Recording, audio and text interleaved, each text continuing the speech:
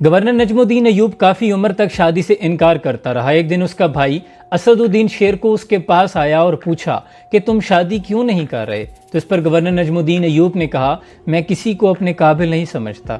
تو بھائی نے کہا اگر تم کہو میں تمہارے لیے رشتہ مانگوں۔ پوچھا کس کا؟ کہا سلطان ملک شاہ بن سلطان محمد سلطان ملک شاہ سلجوقی کی بیٹی یا وزیر الملک کی بیٹی کا رشتہ۔ تو کہا میں انہیں بھی اپنے قابل نہیں سمجھتا۔ بھائی نے پوچھا پھر تمہیں کیسی لڑکی چاہیے؟ تو نجم الدین ایوب نے کہا وہ جو میرا ہاتھ پکڑ کر مجھے جنت میں لے جائے اور اس سے میرا ایک ایسا بیٹا پیدا ہو جس کی وہ ایسی تربیت کرے کہ وہ شاہ سوار ہو اور مسلمانوں کے قبلہ اول بیت المقدس کو آزاد کروائے۔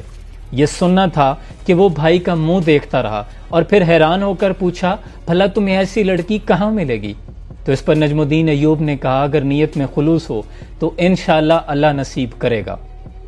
گورنر نجم الدین ایوب ایک دن تقریت میں ایک مسجد میں امام صاحب کے پاس بیٹھے تھے۔ ان سے بات چیت میں مصروف تھے کہ مسجد میں ایک باپردہ لڑکی داخل ہوئی۔ اس نے امام صاحب کو بات کرنے کے لیے قریب بلایا۔ امام صاحب نے اس سے بات کرنے کے لیے نجم الدین سے اجازت طلب کی۔ نجم الدین پردے کے پیچھے سے امام صاحب اور لڑکی کی آپس میں ہونے والی گفتگو کو سن رہا تھا۔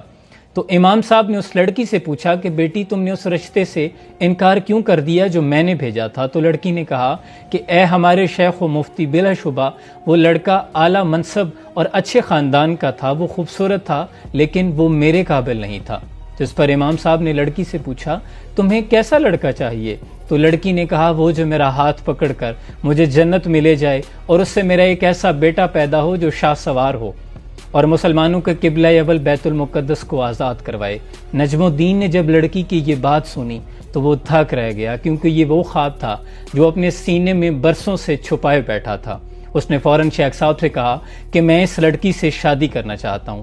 شیخ صاحب نے حیران ہو کر کہا کہ یہ محلے کے سب سے فقیر گھرانے کی لڑکی ہے، کیونکہ شیخ صاحب جانتے تھے گورنر نجم الدین ایوبی نے سلطان ملک شاہ اور بڑے بڑے وزیروں کی بیٹیوں کے رشتے ٹھکرائے تھے۔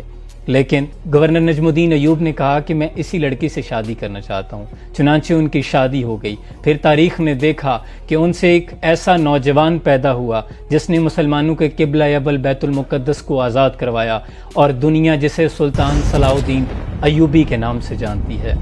دکھا دے اے تصور منظر وہ صبح و شام تو، دوڑ پیچھے کی طرف اے گردش ایام تو، اور نکل کر صحرا سے جس نے روما کی سلطنت کو الٹ دیا تھا۔ سنا ہے یہ قدسیوں سے میں نے وہ شیر پھر ہوشیار ہوگا، اور تیرا بھی دور آنے کو ہے فقر غیور، کھا گئی روح فرنگی کو ہوائے سیم و زر۔ اللہ کریم ہمارے مسلمانوں کے ایسے ہی ایمان اور جذبے دوبارہ پیدا فرمائے۔